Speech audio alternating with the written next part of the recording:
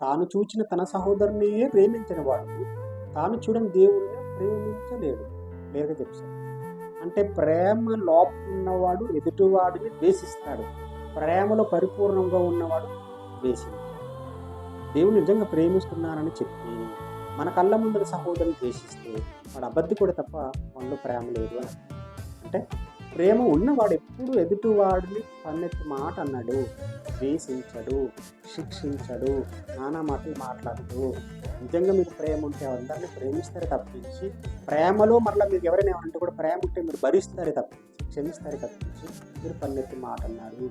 ఒకవేళ మీకు ప్రేమలో లోపం అయితే మీరు తట్టుకోలేదు కూడా. ఎందుకంటే పేతురు రాసిన పత్రిక చూడండి ఒకసారి.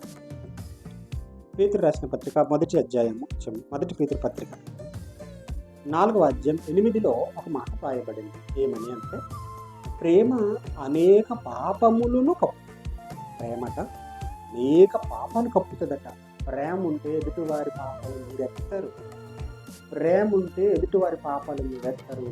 ఇడు చేయాలని అనుకోరు, వాళ్ళు నాశనం అయిపోవాలని అనుకోరు, వాళ్ళు దూరం అయిపోవాలని అనుకోరు. ప్రేమ ఉంటే, ప్రేమ లేకుండానే ఎదుటివారిని ప్రేమించకుండానే వారు ఏమైనా కూడా పట్టించుకోకుండానే నేను దేవుణ్ణి ప్రేమిస్తున్నానని చెబితే నువ్వు ఒక పెద్ద అబద్ధికుడు.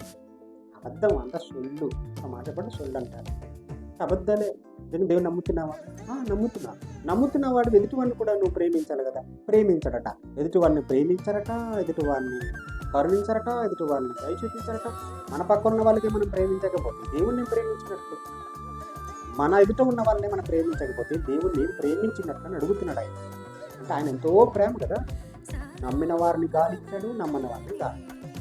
నమ్మని వారికి ఆహారం ఇచ్చాడు, నమ్మిన వారికి ఆహారం ఇచ్చాడు. దేవుడు అంటే పడిన వారికి ఆహారం ఇచ్చాడు, దేవుడు అంటే పడిన వారికి ఆహారం ఇచ్చాడు. సకల జీవులన్నీ ఈ మానవులందరూ పరిచయం చేస్తాడు. అందులో నమ్మిన ఒకటే, నమ్మకం ఒకటే. కానీ అందరి కడుపులు నిండుతున్నాయి, అందరికీ 3 పూట్ల ఆహారం అందుతుంది, అందరికీ గాలి అందుతుంది. ఆయన ప్రేమలోనే పక్షపాతం లేదు. మనం ఎందుకు ప్రేమలో పక్షపాతం చూపించాలి? నేను మాత్రమే దేవుడిని ప్రేమిస్తూ ఉండాలా? ఎదుటివారిని ఏమనుకుంటే నేను పట్టించుకోకూడదా? ఎందుకంటున్నాడు, మీరు ఎదుటివారిని మీరు ప్రేమిస్తే మీరు నన్ను ప్రేమించినట్టు.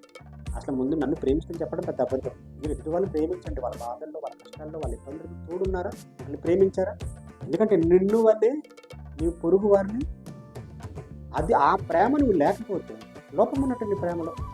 అందుకే నీ విశ్వాసంలో లోపం ఉన్న వాటిని ఇప్పుడు ప్రేమలో లోపం మీరు ఎంత ఉందో మీరు ఆలోచించారు. చెప్పాడు కదా. మీరు ఒకసారి మళ్ళీ చదవండి. ప్రేమ అనేక పాపాలను కప్పుతుంది.